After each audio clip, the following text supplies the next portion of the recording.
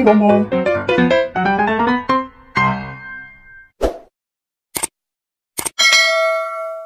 Salam jumpa saudara-saudari yang terkasih, Bapak Ibu, dan juga para remaja, anak-anak, dan siapapun yang menjadi pemerhati para remaja. Kali ini, dalam kesempatan ini, kita berjumpa kembali dengan Dr. Sandy yang akan memberi inspirasi kepada kita lanjutan mengenai kesehatan mental remaja. Saya persilakan Dr. Sandy membuka apa yang ingin disampaikan di awal dan apa topik kita kali ini dan kira-kira apa yang menjadi inspirasi. Silakan. Terima kasih Romo. Pada hari ini kami akan fokus tentang remaja.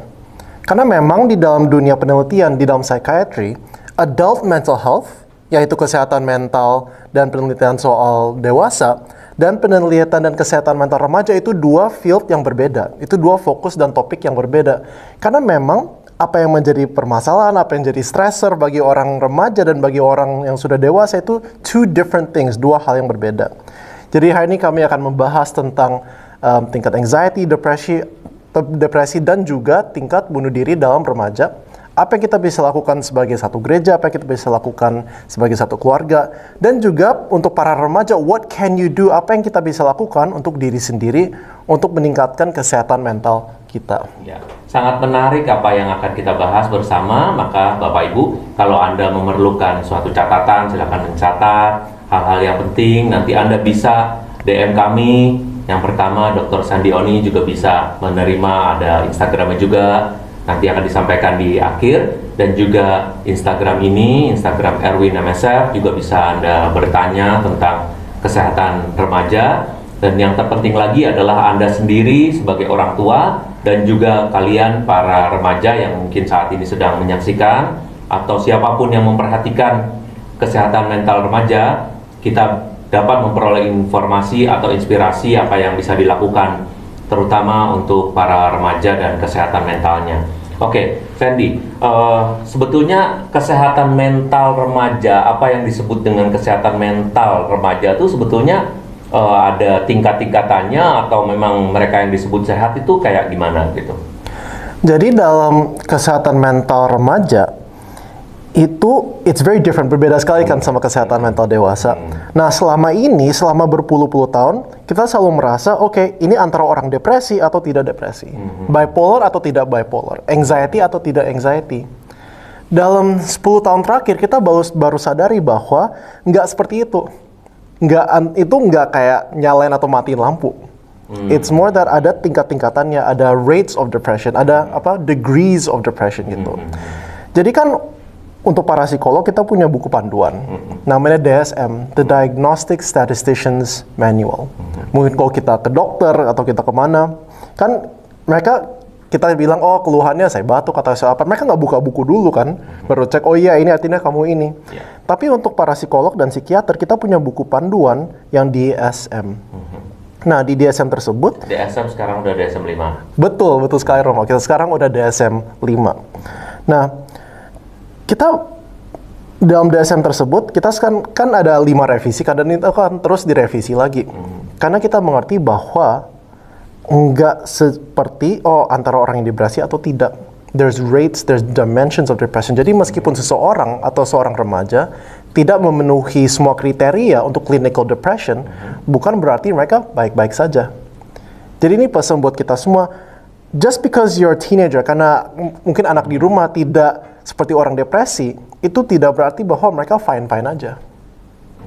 Jadi mereka sebetulnya menunjukkan gejala. Gejalanya seperti apa kalau mereka mengalami depresi atau katakanlah dapat dikatakan mereka sedang mengalami kelainan mental, itu seperti apa? Nah, ada beberapa ini Romo. Satu, ini nggak seperti checklist. Jadi setiap orang itu kalau mereka mengalami itemnya seperti ini. Iya, exactly. Jadi kalau misalnya ada orang mengalami depresi, misalnya saya mengalami depresi atau seseorang mengalami depresi, itu simptomnya mungkin agak berbeda. Mungkin kita bilangnya it manifest in different ways gitu. Ya, terwujud ya. Iya, terwujudnya dalam cara yang berbeda. Contohnya satu, itu mereka selalu merasa sangat down. Jadi mereka pasti mengalami down dulu. Jadi sebetulnya pasti ada gejala dan pasti kelihatan ya. Sedikit banyak pasti kelihatan. Betul, itu kita namakan negative affect. di mana mereka selalu merasa down, mereka selalu merasa stres, mereka selalu merasa they feel very very very negatif rasanya, sangat-sangat down. Nah, itu salah satu gejalanya. Kedua, kadang-kadang mereka susah bangun tidur, nggak mau keluar kamar, nggak mau ketemu siapa-siapa. Ini penting nih. Ini benar-benar, aduh, nggak, I don't feel like doing anything, rasanya nggak mau ngapa-ngapain. Kayak antisosial gitu ya mereka. Iya, bisa juga antisosial, di mana mereka nggak mau ketemu orang, mereka nggak mau ngapa-ngapain. Dulu saat saya depresi, saya mandi pun nggak mau gitu. Pengennya cuma tiduran and sleeping a lot gitu. Itu salah satu gejala lainnya. Kalau tidur itu kayak meninggalkan apa pengalaman atau perasaan-perasaan negatif ya? Exactly, itu sebagai satu pelarian. Waktu itu saya kalau nggak tidur nonton seri. Bukan berarti kalau nonton seri itu artinya orang depresi, tapi kalau saya sendiri, saya balik ya. Iya. Ibu banyak yang nonton seri Korea lagi gitu. Iya, jadi bukan kalau orang nonton seri bukan artinya depresi, tapi saya sebagai satu pelarian, saya kerjaannya cuma tidur sama nonton seri. Nah, gejala lain adalah ini soal makan. Ada makannya terlalu banyak atau terlalu dikit. Beda dari biasanya. Jadi ada eating disorder gitu eating, ya. Ada not necessarily eating disorder, tapi pola makannya berubah. Pola tidur dan pola makan berubah. Lebih banyak atau nggak makan sama sekali gitu. Exactly. Karena kalau saya pribadi, saya stres, saya makan lebih banyak. Oke. Kita kemarin sudah membahas mengenai depresi pada pertemuan yang lalu. Nah, apakah sebetulnya depresi itu selalu, hampir, atau jarang, atau kadang-kadang mengarahkan seseorang kepada percobaan bunuh diri, atau sebetulnya itu hanya salah satunya, atau bagaimana? Apa hubungannya dengan suicide atau bunuh diri? Nah, riset menunjukkan bahwa depresi itu tidak selalu menyebabkan pencobaan bunuh diri, tapi itu korelasinya itu sangat tinggi. Sangat dekat. Ya? Sangat dekat. Jadi depresi adalah salah satu faktor yang bisa menyebabkan percobaan bunuh diri. Jadi apakah bisa dibalik bahwa setiap percobaan bunuh diri selalu diawali oleh depresi? Nah, of course not. Itu jadi penelitian menunjukkan bahwa banyak orang yang mengalami depresi ada pemikiran dan lalu mencoba untuk bunuh diri, tapi nggak semua orang yang bunuh diri itu mengalami depresi. Oh. Not always gitu. Jadi apa yang biasanya orang yang bunuh diri? Mumpung ada kasus-kasus yang bunuh diri di kalangan remaja yang mungkin bisa dimengerti. Ini kasusnya awal-awal tahun, kita agak horor-horor dikit, nggak apa-apa ya. Yang penting anak-anak muda atau anak remaja kita itu semakin merasa safe bersama dengan orang tuanya yang sudah punya inspirasi mengenai kasus-kasus bunuh diri di kalangan remaja gitu. Jadi apa yang biasanya? Nah, ada banyak faktor kalau soal remaja. Itu bisa stres dari akademik, bisa stres karena sekolahan, bisa stres karena putus cinta, itu ada kasusnya juga. Bisa stres, dan ini yang cukup besar, stres karena konflik di dalam rumah tangga. Ada riset menunjukkan bahwa untuk kalangan remaja, sekitar 5% atau 1 dari 20 anak remaja pernah ada pemikiran bunuh diri, dan 4%, 1 dari 25 orang remaja itu pernah mencobanya. 1 dari 25. Artinya itu jadi pikiran alternatif ya untuk menyelesaikan persoalan soal bunuh diri ini berarti ya? Iya, karena itu banyak orang itu mencoba bunuh diri karena mereka merasa ini hidup udah saking susahnya, ini satu-satunya cara bisa keluar, bisa escape gitu.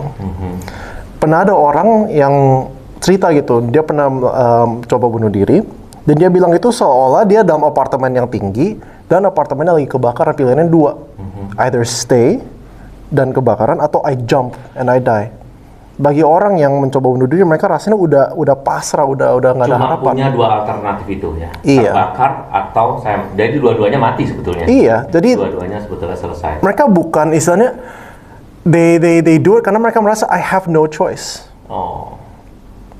Seperti tidak ada seperti tidak ada pikiran yang sehat atau alternatif jalan keluar begitu, itu apakah itu? Karena memang para remaja kan sebetulnya ya namanya saja remaja ya, artinya volume otaknya belum penuh dan pengetahuan juga sangat terbatas, masih sangat terbatas, belum banyak informasi dalam arti bukan hanya pendidikan tetapi terutama adalah pengalaman hidup, sehingga mereka mungkin mengalami situasi yang berat, terus langsung pengen kayak membuat program atau memasang program install atau uninstall gitu aplikasi ya, mungkin seperti itu ya.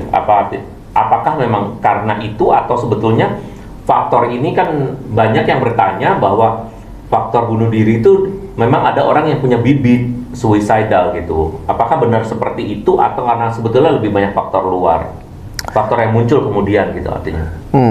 Jadi sejujur-jujurnya Romo, sampai hari ini kita para peneliti kita belum bisa berkata dengan secara pasti, oh ini faktornya, ini enggak gitu. Karena it's very complicated. Kalau misalnya COVID-19 ini, kita bisa track transmisinya gimana kan, dengan dari close contact, dengan apa gitu, ada banyak sekali penelitiannya. Kalau suicide is very, very, very complex. Contohnya ya Romo, itu ada penelitian yang menunjukkan bahwa pencobaan bunuh diri itu terjadinya secara klaster.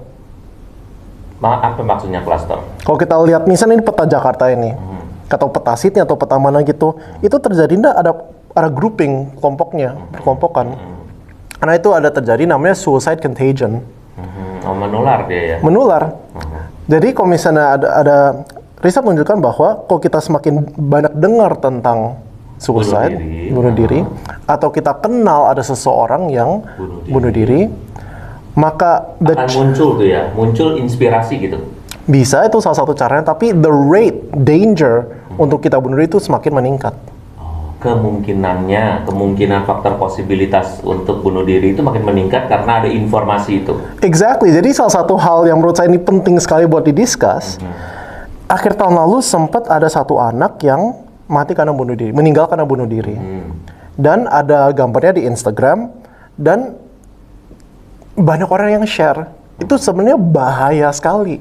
Jadi jangan share informasi mengenai remaja yang bunuh diri, karena justru malah kayak spreading issue yang membuat semua orang jadi kenal, termasuk anak-anak remaja ya. Oh, ternyata bunuh diri itu bisa jadi solusi gitu ya. Exactly. Jadi makanya itu salah satu intervensi buat bunuh diri adalah lewat media. Jadi kalau misalnya di Australia itu peraturannya ketat sekali. Nggak boleh dikasih tahu namanya, nggak boleh dikasih tahu letaknya, nggak boleh dikasih tahu metodenya. Tapi di sini kita malah share seperti iya. Jadi kita harus sangat berhati-hati kalau kita dengar kabar seperti itu, jangan langsung di-share. Kalau memang kita tidak berkepentingan, kalau memang nggak perlu, jangan di-share, karena itu bisa membahayakan orang lain, terutama para remaja. Ya betul.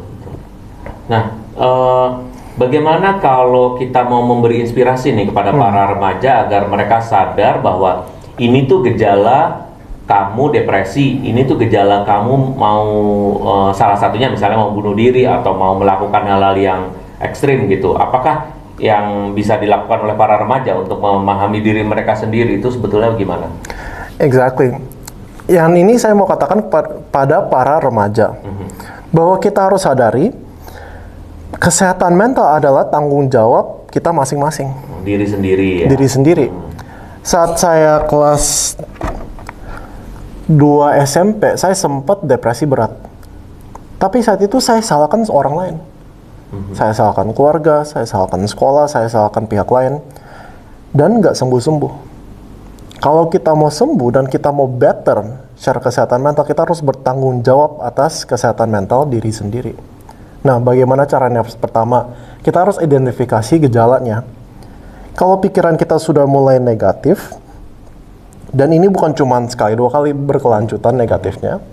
Kalau kita sudah tidak merasa termotivasi, kalau kita sudah merasa sedikit antisosial, nggak mau ketemu orang, kalau kita pola makannya udah berubah, atau pola tidurnya berubah, dan rasanya pengen kabur aja, nggak mau ngapa-ngapain, itu kemungkinan bahwa kesehatan mental kita sudah drop. Artinya kita sedang mengalami depresi itu ya? Nggak tentu depresi, karena depresi itu adalah clinical diagnosis kan. Tapi kita, something needs to be done. Itu suatu hal perlu kita lakukan. Ya? Exactly.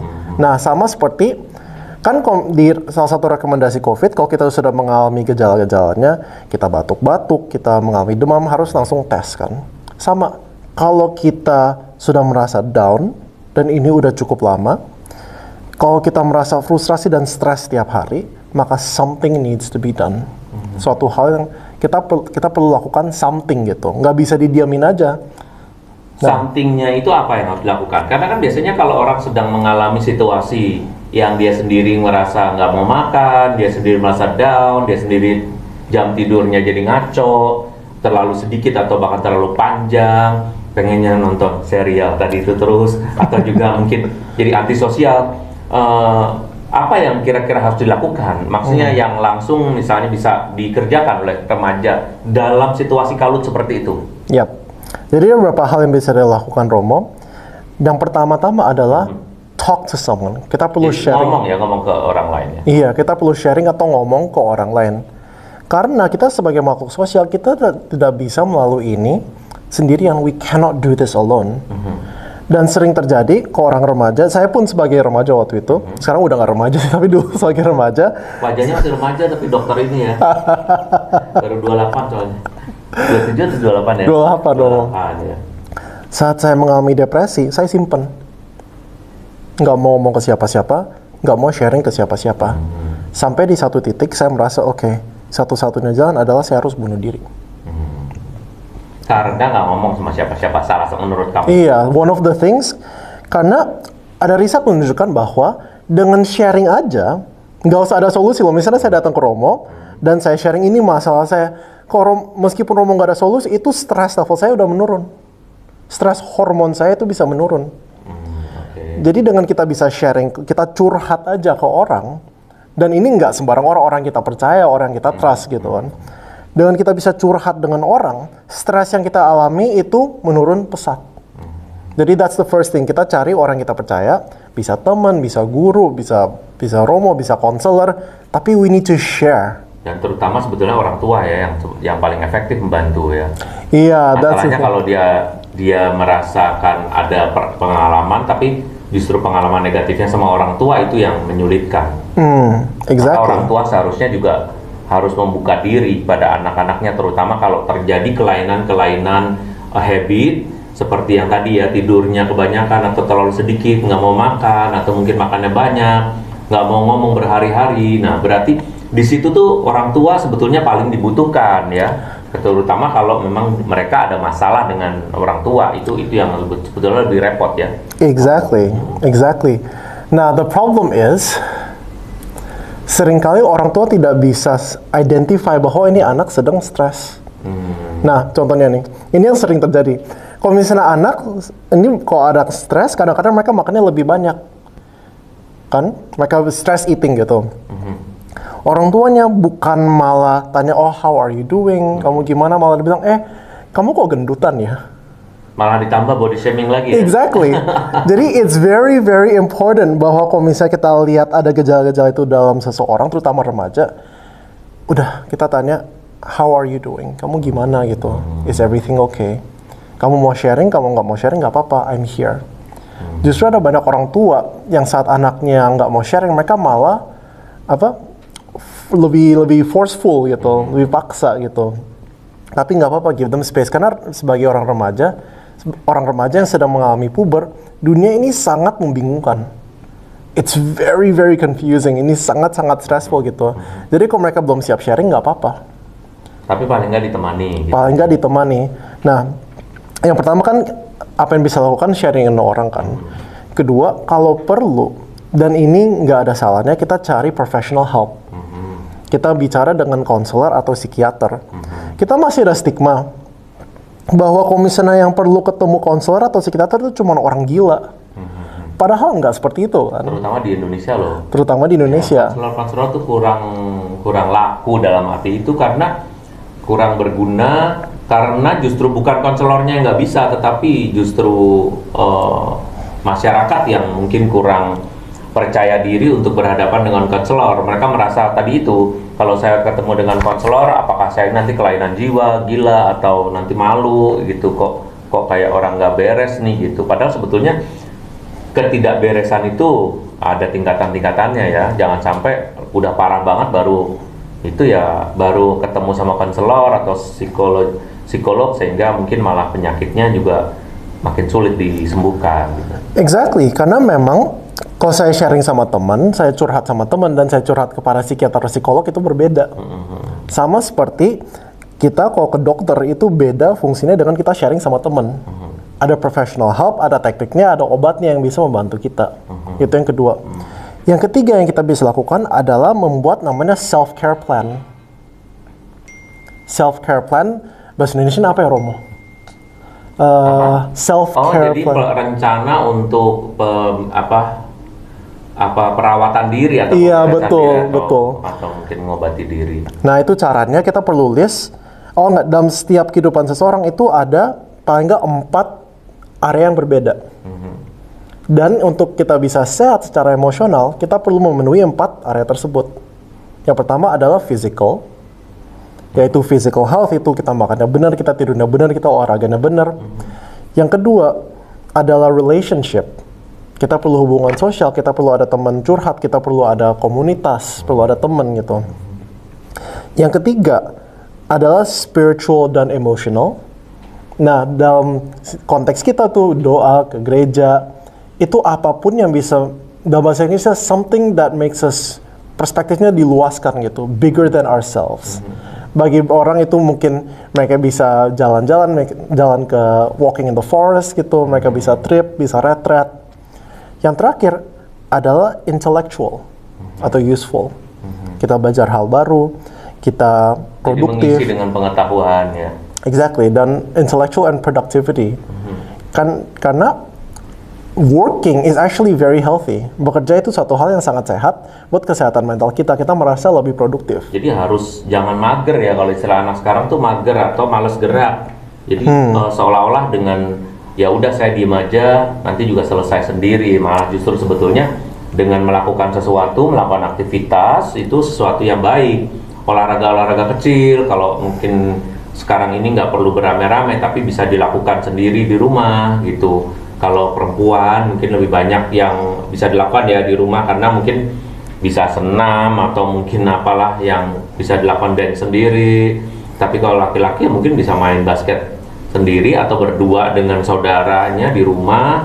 Dan berarti ada kaitan antara gerak itu juga mengeluarkan satu energi yang akan mengurangi, ya itu termasuk self care ya berarti. Iya, exactly. Ya. Bukan hanya minum obat ya, itu kan. Exactly, dan kita untuk semua orang, terutama remaja, kita harus sadari bahwa untuk memenuhi self care tersebut, 4 area tersebut adalah tanggung jawab kita. Kita nggak bisa salahin sekolahan, kita nggak bisa salahin orang tua, itu adalah tanggung jawab kita. Apakah susah? Seringkali susah, terutama dalam pandemi PSBB ini kan. Tapi karena itu adalah tugas kita, kita harus kreatif. Bagaimana kita bisa memenuhi kebutuhan tersebut. Contoh nih, tadi di mobil saya baru ceritain sama my mom, there's my mom here today. Karena pandemi ini, my mom sama my mom's brothers and sisters, saudara-saudaranya belajar pakai Zoom. Kan sebelum pandemi ini, mungkin kita tanya banyak orang, Zoom apaan gitu. Terutama kalau kita nggak sering pakai kan. Tapi karena memang saya yang kebutuhan, I need social relationship, maka saya bertanggung jawab untuk memenuhinya. Meskipun itu pakai Zoom, pakai FaceTime, pakai apa, it's my responsibility. Jadi kalau kita merasa down, kita nggak bisa mager, nggak ngapa-ngapain, dan expect bahwa we feel better. We have to do something about it. Kita harus melakukan, ada satu tindakan yang kita lakukan. Kalau nggak, kondisinya nggak bakal berubah. We have to take action.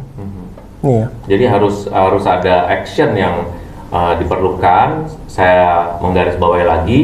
Jadi usulan Dr. Sandy adalah bahwa kita harus melakukan sesuatu, jangan diem aja dan jangan membiarkan, karena persoalan tidak akan selesai hanya dengan didiamkan. Oke, sekarang Sandy, apa yang harus dilakukan oleh orang tua, terutama nih kalau melihat gejala tadi itu sebetulnya yang praktis atau yang bisa dilakukan secara khusus oleh orang tua sebetulnya apa kalau mereka melihat? Iya, no problems. Nah, untuk menjawab pertanyaan ini, itu sebenarnya ada 2 solusi. Satu yang temporary, satu yang lebih dalam, lebih permanen gitu. Kalau secara temporary atau surface level, yang perlu dilakukan orang tua adalah ask. Karena banyak anak itu sebenarnya mereka mau mengungkapkan isi hati, tapi mereka takut bagaimana ditanggapin sama orang tua. Tapi kalau orang tuanya nanya dulu, justru mereka merasa safe ya? it's okay, paling nggak mereka mau sharing nggak sharing, mereka we take the first step gitu, kita ambil langkah pertama. Karena kok anak udah remaja itu nggak seperti bayi lagi, nggak bisa diatur, nggak bisa oke, ini sekarang kamu makan, sekarang kamu apa, itu mereka udah ada decision making dan space sendiri. Jadi nggak bisa dipaksa, kita nggak bisa kepo. Apa yang kita bisa lakukan adalah kita tanya, oke, are you okay? Kalau dia bilang enggak kok, I'm fine, nggak apa-apa, it's okay then. If kamu mau sharing, kamu nggak mau sharing. If you're fine, you're not fine, I'm here. Bagi satu anak, terutama saat remaja, yang paling penting adalah orang tuanya hadir. Jadi pertama bertanya, yang kedua hadir di situ, ya kan? Atau mungkin juga ya menyediakan waktu yang berkualitas, ya quality time juga dengan anak pada saat situasi itu. Kalau anaknya nih antisosial tadi, misalnya nggak mau, misalnya dia di kamar terus tidur lama, nah apa yang dilakukan orang tua? Nah, kalau misalnya seperti itu, situasinya beda-beda, Romo, karena bisa ada satu anak itu dia antisosial karena mungkin dia merasa depresi, bisa ada satu anak antisosial karena dia nggak bisa tahan dalam konflik rumah tangga, dia mungkin tidak merasa antisosial karena dibully di sekolah. Jadi itu penanganannya beda-beda. Jadi the first thing we do itu coba cari tahu apa masalah sebenarnya. Dan ingat bahwa another thing is, jangan takut anaknya dikirim ke psikolog atau psikiater ataupun konselor. Saya pernah ketemu kasus di mana anaknya yang mau ketemu konselor, anaknya mau ketemu psikolog, orang tuanya nggak mau, nggak dikasih. Oh, jadi malah justru orang tua menghalangi ya, karena ketakutan akan stigma tadi ya mungkin. Exactly. Jadi anaknya yang mau ke psikolog dan psikiater, maka it's okay. Like let them go gitu. Let them go. Oke. Jadi yang ketiga adalah tadi ya, masih ingat ya, yang bertanya, orang tua bertanya dulu, ngambil inisiatif untuk bertanya. Kemudian hadir di situ menemani, mungkin nggak bertanya tapi tetap hadir di sebelahnya. Yang ketiga adalah menghubungi seorang konselor, menghubungi seorang ahli. Lalu juga apakah bisa masalah fungsi-fungsi dari bahasa cinta itu dipakai seperti touching, lalu juga words of affirmation, lalu juga mungkin memberi, atau mungkin juga melayani, atau quality time sudah disebutkan. Apakah yang lain itu masih efektif dalam situasi anak mengalami depresi atau mengalami situasi yang sulit sampai akhir, mungkin punya gejala-gejala yang klinis itu? Menurut saya iya sih, Romo, itu sangat efektif. Cuman yang sering kali diharapkan orang tua adalah perubahan secara instan. Langsung gitu ya? Langsung berubah. Ini kayak, magic, langsung sembuh gitu. But that's not how it works. Nggak seperti itu. Kalau misalnya anak sedang mengalami gejala depresi atau mereka mengalami pemikiran bunuh diri, memang we can help. Tapi karena mereka sudah remaja, itu pilihan mereka dan their decision untuk bisa maju dan go forward from those feelings. Sekarang kalau itu untuk orang tua ya, jadi itu tadi bahasa cinta itu masih tetap bisa diberikan ya dalam situasi itu, dipilih mana yang cocok untuk anaknya gitu ya. Kalau sekarang fungsi dari orang-orang di sekeliling remaja itu, entah saudara yang non orang tua, itu apa yang bisa dilakukan? Karena mungkin di sini belum tentu orang tuanya, belum tentu anaknya yang, tapi mungkin saudaranya yang sakit atau saudaranya yang sedang mengalami kondisi klinis seperti itu. Ada nggak yang bisa dilakukan? Kalau dia bukan orang tuanya gitu, apa yang bisa dilakukan? Bisa definitely. Cuman kalau bisa, Romo, I want to touch on one more thing soal orang tua. Dan yang tadi itu kan suggestion-nya yang surface, yang temporary kan. Tapi banyak anak sebenarnya itu stres karena konflik rumah tangga. Sebetulnya lebih banyak rumah tangga ya. Exactly. Ada penelitian dari Harvard University. Jadi mereka ngikutin itu, ada berapa anak dari kecil sampai gede. Apa faktor yang menentukan apakah anak itu sukses dari segi keluarga, dari segi financial, dari segi karir? The number one thing is family. Bukan apakah mereka pakai gadget, bukan sekolahan mereka, tapi what does their family, keluarga mereka itu seperti apa? Apakah mereka punya relationship dengan orang tua? Jadi tidak bisa dipungkiri bahwa banyak anak itu depresi justru karena orang tuanya atau pengalaman keluarga ya. Exactly. Dan saya di sini tidak mau menyalahkan siapa-siapa, tapi untuk satu anak bisa istilahnya sembuh dan sehat secara emosional, itu nggak bisa cuma anaknya yang berubah. Menurut saya problem terbesar dalam menangani suicide ataupun kesehatan mental remaja adalah orang tua yang mau remajanya berubah tanpa mereka sendiri mau berubah. It's a family effort. Itu saya pernah dengar satu quote bagus dari Romo.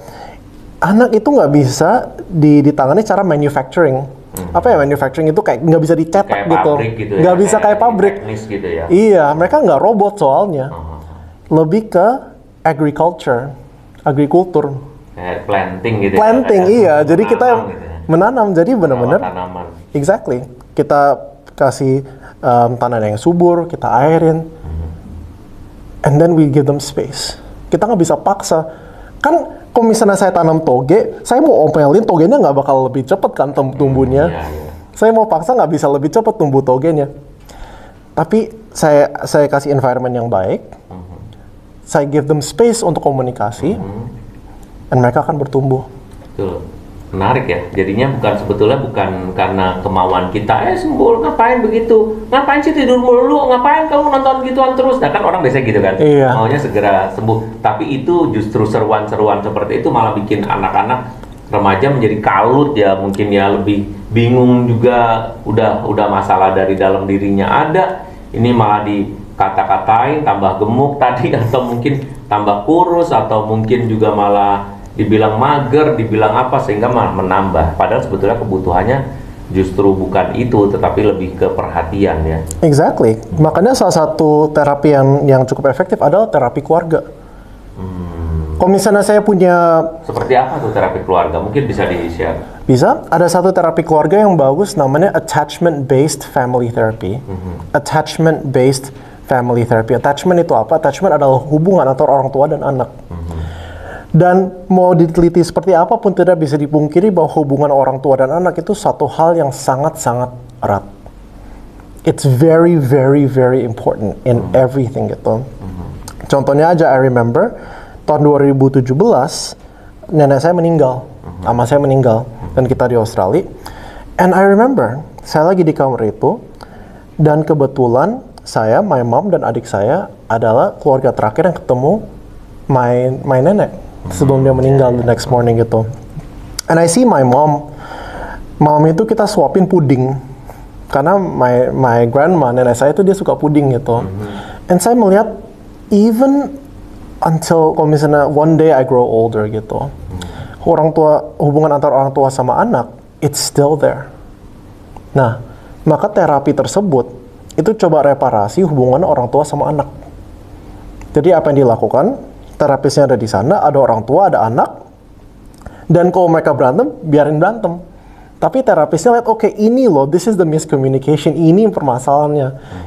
Jadi itu untuk bisa memperbaiki hubungan orang tua sama anak, dan itu sangat efektif untuk menangani depresi dan bunuh diri. Itu salah satu contohnya.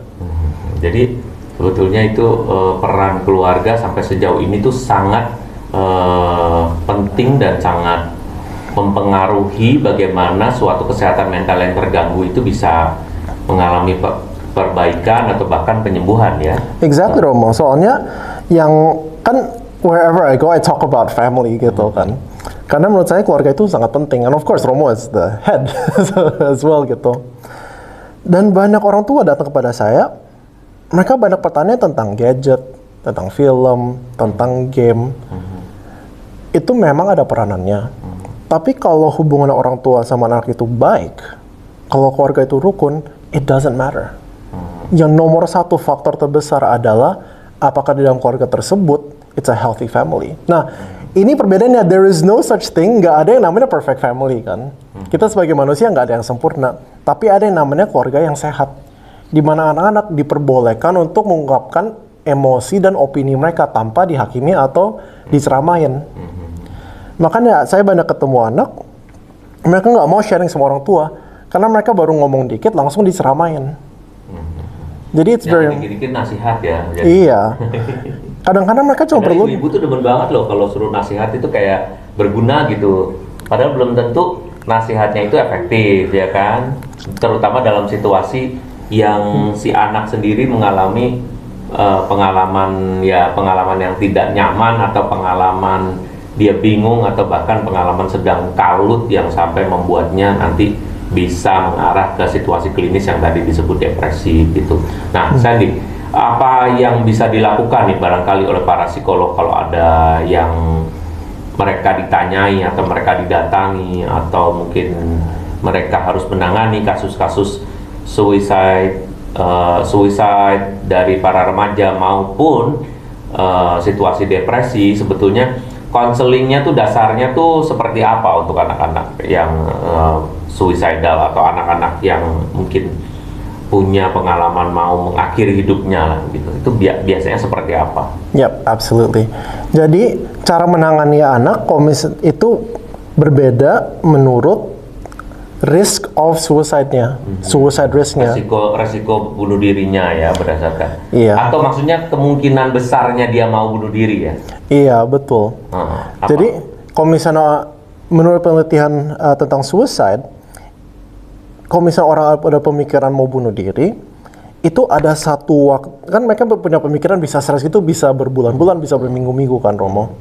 Ada satu waktu singkat yang kita namakan crisis. Dan ini adalah waktu yang paling berbahaya sebenarnya. Sebelum itu ya, masih sebelum menjelang ya berarti. Iya. Krisis dulu ya. Jadi krisis tersebut itu kemungkinan paling besar akan ada pencobaan bunuh diri. Dan itu adalah saat yang sangat stressful, sangat benar-benar putus asa, benar-benar pasrah. Jadi if we can keep them safe, kalau kita bisa survive bahwa krisis itu, kemungkinan survivalnya lebih tinggi. Nah, untuk menangani krisis tersebut, itu ada strategi namanya safety plan, means restrictions. Apa itu means restrictions? Means itu bahasa Inggrisnya metode. Jadi kita restrict metode untuk melakukan bunuh diri. Kalau misalnya, saya pernah ada satu case di mana orangnya in crisis, tapi dia dikelilingin sama teman-teman.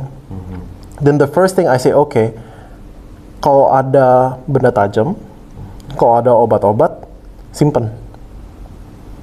We get rid of it gitu. Ini disimpan dulu. Kita restrict their means. Karena kalau misalnya mereka dalam waktu krisis tersebut, mereka kan bakal cari metode kan. Mereka cari metode. Tapi kalau kita bisa restrict means tersebut, itu they'll be a lot safer. Jadi itu satu. Yang kedua adalah safety planning. Safety planning. Safety planning, dan ini ada di app, nanti saya bisa kasih linknya. Kan itu merencanakan, oke, kalau saya dalam krisis, apa yang saya bisa lakukan? Itu pertanyaannya seperti, oke, siapa yang saya bisa kontak? Apa yang membuat saya mau tetap hidup? Apa yang saya bisa lakukan? Apa yang saya bisa lakukan untuk to get rid of benda-benda atau hal yang mau dipakai gitu. Jadi saat kita masih oke, kita isi form tersebut. Nanti kalau dalam krisis, kita buka formnya. Oke, what should I do? Apa plannya, kayak emergency plan gitu. Oh, jadi itu dibuka pada saat situasi kita tidak enak, pada saat kita mengalami depresi, atau pada saat kita punya keinginan untuk melakukan ya bunuh diri salah satunya gitu. Itu pada situasi emergency yang itu dibuka. Exactly. Oke. Nah, sebelum itu saya ingin menyelipkan satu ayat dulu ya untuk Anda para remaja dan juga terutama Bapak dan Ibu, bahwa dikatakan dalam Roma 14 ayat 8 dikatakan begini, sebab jika kita hidup untuk Tuhan, atau jika kita mati untuk Tuhan. Jadi baik kita hidup atau kita mati, kita adalah milik Tuhan.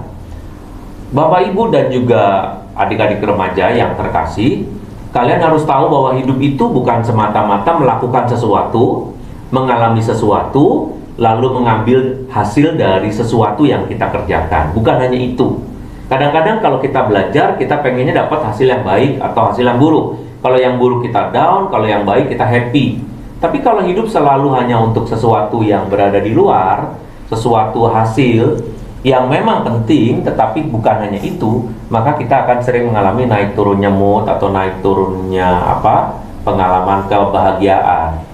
Kalau kita menempatkan bahwa hidup kita ini untuk Tuhan, mati pun juga untuk Tuhan, maka ada space sedikit mengenai pengharapan yang bisa kita kaitkan dengan hidup rohani kita dan akhirnya akan menguatkan kita. Salah satunya tadi adalah bahwa menempatkan Tuhan sebagai tempat pilihan kita pada saat kita mengalami depresi atau pada saat kita mengalami persoalan. Jadi tadi usulan-usulan dari Sandy yang mengatakan kepada kita bagaimana harus bersikap, entah itu makannya mulai berubah, tidurnya mulai berubah, jadwalnya, atau mungkin mengalami mood yang tidak nyaman, atau mungkin mengalami kesedihan yang luar biasa, nggak jelas, bingung. Nah, pada saat itu, salah satu, kalau tadi sudah ada hal-hal psikologis yang bisa dilakukan, salah satu hal yang bisa direnungkan adalah bagaimana menempatkan Tuhan dalam situasi itu. Jadi misalnya ikut misa harian yang sekarang ini bisa didapatkan dari mana saja, ya kan? Misa online. Nah, di situ kita bisa merenungkan, barangkali ada sentilan-sentilan dari kitab suci atau dari khotbah-khotbah para romo yang bisa kita pakai di luar usaha manusiawi kita. Jadi mungkin itu sapaan dari Tuhan juga. Baik, oke, Sandy, apakah ada hal-hal lain yang mungkin ingin disampaikan terkait dengan apa namanya keluarga yang mungkin punya anak yang mengalami depresi atau mungkin keinginan untuk bunuh diri, atau bahkan ada yang langsung mengatakan kepada saya, sebetulnya seorang anak SMA kelas 2, dia mengatakan dia pengen membunuh ibunya, membunuh bapaknya, membunuh saudaranya, jadi pengen membunuh semua anggota keluarganya karena dia bingung. Tapi sebetulnya anak ini saya tahu baik sekali sebetulnya, tetapi dia punya impian atau punya di dalam dirinya itu keinginan untuk membunuh. Nah, ini bukan membunuh dirinya, tapi dia pengen membunuh semua anggota keluarganya. Cuma waktu itu dia masih pakai kalimat, saya pengen gini Romo, hehehe. Nah, saya pikir kok ada hehehe-nya? Apakah ini pembunuhan keluarga ini, homicide ini sesuatu yang biasa bagi anak ini? Lalu saya pelan-pelan, saya bilang, kamu pelan-pelan ngobrol sama saya. Saya pikir begini, kalau buat saya itu mungkin suatu pertanyaan yang kok masih ada hehe-nya tuh tingkatannya mungkin nggak terlalu parah ya. Karena saya lihat dari bahasanya dan dari keinginannya untuk ngobrol, itu kebetulan saya kenal ibunya. Jadi ibunya anak ini waktu saya tugas di paroki itu. Dan keinginannya untuk membunuh ini menurut saya baru inspirasi gitu. Belum sampai pada plannya, rencana untuk bunuh diri, tapi baru inspirasi. Saya kok rasanya pengen, karena dia merasa dibully oleh semua anggota keluarganya ya. Jadi saya nggak katakan buliannya, karena buliannya langsung bisa, nanti kalau ada yang nonton langsung, oh ini nih orangnya nih gitu. Tapi bagaimana itu bisa, kan ini kan kaitannya tadi keluarga harus yang menjadi orang pertama yang menolong kan sebetulnya. Tapi kalau dia sendiri punya masalah kebencian atau bahkan sampai mau membunuh keluarganya, ini apa yang bisa dilakukan ya? Terutama yang pertama untuk anak itu, yang kedua untuk seluruh anggota keluarganya. Mungkin itu dipakai sebagai salah satu case. Yep, absolutely. Itu menurut saya perlu konseling keluarga.